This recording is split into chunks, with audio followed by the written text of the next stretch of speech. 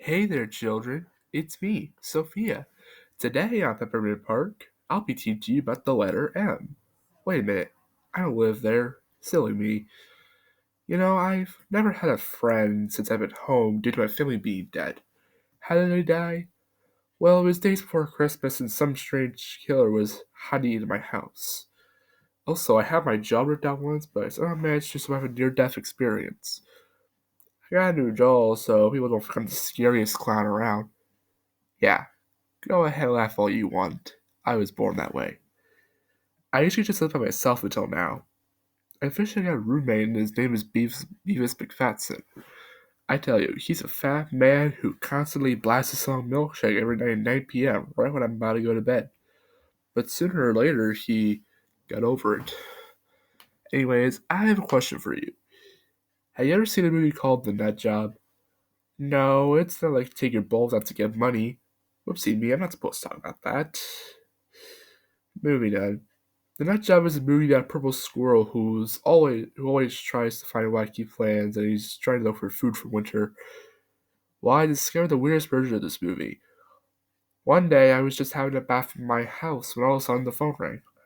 I got to tell when to answer it. The call came from Mace Windu, claiming that Beavis is late for college.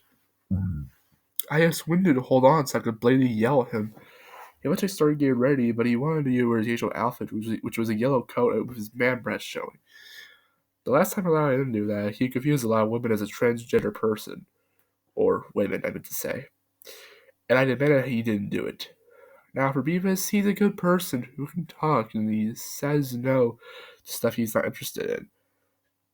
He left for college, I ended the call there. After that, I went to my fridge and saw that my carton of milk was alive. He said, "Oh, hello. I can walk." I couldn't believe my eyes. I may have been dreaming, but no. It was real. Then he told me that he was going to sing a song the next time I visited the fridge. I got my glass of milk, closed the refrigerator. Later on, I was watching some TV. I watched this program that had Alonzo Drake, Johnny Ratface, Mother Nature, Penny Peterson, Ramses, Cookie Monster, and James Sandel dressed up as Teletubbies. There was a shadow against my window. I looked at it and I saw a man named Ian. I wonder why he came to visit me. He claimed that there's a mysterious copy of the Nut Job I must check out. I agreed with his statement and he told me that it's at the studio Open Road. Someone special will be going with me, but I didn't know who till later on. Later that night, I was playing some SpongeBob Battle for Bikini Bottom on my original Xbox and the door knocked.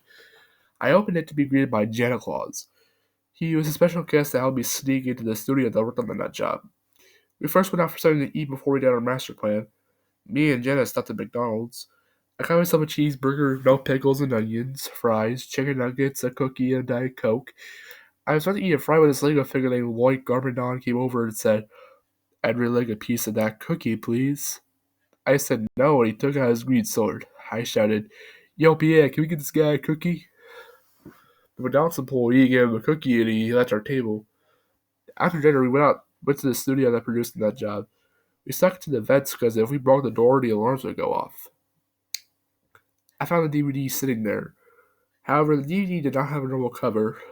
Sterling was looking down at his feet when JFK from Cloud High said his usual meme quote. I looked at the back of the DVD and there was text written up with black Sharpie that said, "Sniff this DVD's nuts, I dare you." I wasn't even gonna even bother sniffing it. Me and Jenna smashed the cameras on the way out. While we headed out, I heard a deep low voice that said, "You smashed the cameras, didn't you?" I turned around to find Darth Vader just sitting there. He wasn't mad because after all he was a villain. I went back home and went to bed. Sometimes at night I feel like I could hear my dead mother waiting to suffocate me in my sleep. The next morning I woke up and decided to watch the DVD. I inserted it and sat back. The DVD started with a warning screen claiming that if you smell squirrels' nuts, which are acorns, you're gonna have a bad time. Then went to the previews. The first trailer had Ernie and Bert from Sesame Street saying that you need to try Blue Diamond nuts. Now, to be honest, I don't eat Blue Diamond. Beavis McFadden always demanded I try them, and I did. They don't taste that good. The second trailer had Ted Wiggins having a jogging session. The commercial was to sell Gatorade. Then it went to the movie. However, after the Universe logo finished its fanfare, it switched to Dark Universe logo. I never liked that logo when I saw that 2017 Mummy movie titled The Mummy. However, at the next logo, which came after Open Road, the in-game entertainment logo had the man get his Inspector Gadget costume on, and off the man went. Those were the logos that played for the strange version of the nut job. However, this copy of the movie didn't look as normal as I thought. I mean, the beginning of the movie was certainly scary, the pigeon was normal, but things were off. The sky was red and the power line that the birds were on looked pretty dull. Electric sparks were coming out of it. I don't even understand how they could survive. But as Sully narrated that each day struggled to find food to survive, he didn't have his usual voice that was Will Arnett. He sounded more like Shrek. He then ordered the pigeon's nest and he said, "Time to take a piss." He stretches his nuts and pisses all over the nest. This was disgusting. I didn't want Shirley pissing on a nest. I could even see his purple and white penis. Gross.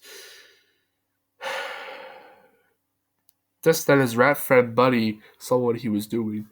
However, unlike the original Nut Job movie as I saw back in the day, Buddy in this version could speak. However, he sounded like an old Irish man with cancer. He said, "Sully, we need to go to the nut shop to stop Precious." Wait a minute, was Precious the villain of this film?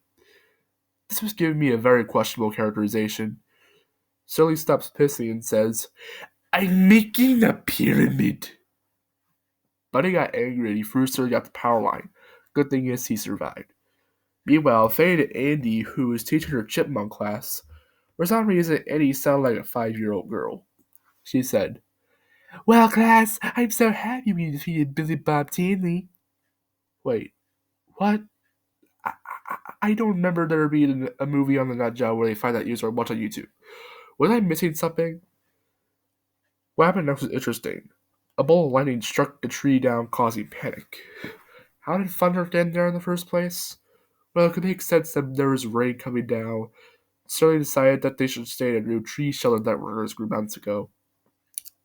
And they did, only to meet some animals in which their names were Woolly Worf, Castor Pollux, Thumper, Teddy, Kerchak. "There's a gorilla and a bear in the park," so they screamed. And all of a sudden, Precious was just bark angrily going to bite Kerchak and Teddy, and she did. They both left in the day with saying, I guess Precious had a new owner that was the villain. I could be right, or I could be wrong. The next scene shows Shirley and Buddy at what looks like the mayor's place. They were at a desk. They ate what appeared to be M&Ms. Shirley said, "Well, my friend, it's a good thing that we got the gorilla and bear away from the tree." All of a sudden, Jonah Jameson showed looking pretty angry. He screamed, "Dakota, we got rodents in the town hall." Dakota Faye had looked like bear traps. She threw them at Surly and Buddy, but they failed to get trapped in them. They luckily escaped. Eddie saw what they were doing. She yelled, "Hey, Surly, what have you been doing in Mayor Jameson's office?"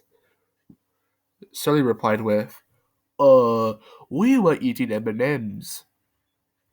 And he claimed, "I believe you. Come on, it's getting late. Let's go to bed." Surly and Buddy were calmly sleeping with each other till they heard what sounded like a relationship. So they went to check what all the cuckoo was about. He saw look like Eddie and Grayson helping. "Andy, what the fuck are you doing?" And he said, Surly, I didn't notice you were driving in. It's just I haven't spoken to Grayson in a long time." Surly got more pissed and he said, "Because you haven't sex with someone you loved for a long time doesn't mean you try to break up with me. And speaking of breaking up, I'm leaving you." "Surly, please. I know somewhere deep down in my heart, I still love you." Surly began doing his best cry ever and he decided to leave Liberty Park for the rest of the night. He decided to stay at the nut shop, which had a lifetime supply of nuts in there. Surly was hanging up some birthday party decorations because it was proclaimed that he was having a breakup party. "Who is this party for?" asked Buddy. "I'm having a breakup party because I'm done with Andy," said Surly. No, they're still using their Shrek and Irishman impressions. What's coming? Buddy asked once more. All the other animals in the park besides Andy and Grayson. The next scene showed all the animals in the park outside the nut shop. Dave Seville was one of the people trying to go to the breakout party, but both kept claiming that he's not on the list. Dave said, Mole, my adopted chipmunk Alvin is in there. I'm not going to stay up all day. Let me in. Mole still kept saying no, and Dave decided to leave. The sun was rising, and he was with Grayson. That relationship did not play out well last night, said Andy. Rise and shine, boring animals, Andy shouted. There wasn't a single animal in sight. The park was completely quiet. Grayson, where are the animals? Andy asked. Grayson wasn't anywhere. Then he jump scared Andy by saying peekaboo, but the film managed to end there. That was short, I tell you.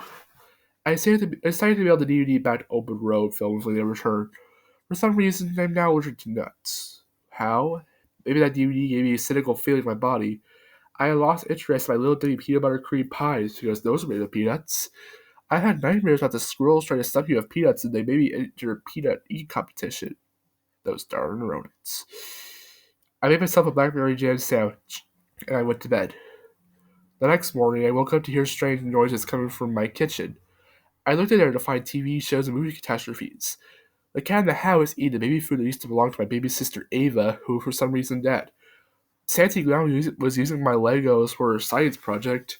F. Letters was using the coffee machine. Mr. Stallone was baking some pancakes. Seymour Skinner and Superintendent Chalmers were eating hams, and Lord Fizzlick was eating all the baking soda. They soon found out that I was staring at them. Chalmers claimed that they were going to sing me a song about the letter M. They started to sing. It's marvelous, magnificent. We can't imagine life without the letter M. Impossible, improbable. How could you get along with the letter M? How could you order M&Ms without the letter M? What would you say? What would you do? What would you call them? There'd be no words like Mississippi, maybe mommy monkey too. No mayonnaise, no medicine. There'd be no bumps, measles, monsters, none of them.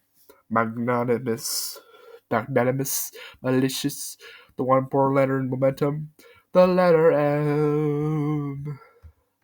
Shut the fuck up, I yelled. Get the fuck out of my house, all of you, now. Then all of a sudden the living room door burst open. I recognized that Joe Caltesino and Laura were police officers. They both took the people who came to my house to jail. That DVD caused a whole lot of controversy for me. Beavis McFadden had been gone for 3 days straight. Whenever Open Road films brought the rest of the DVD, I would want to check it out. Just be careful what you watch.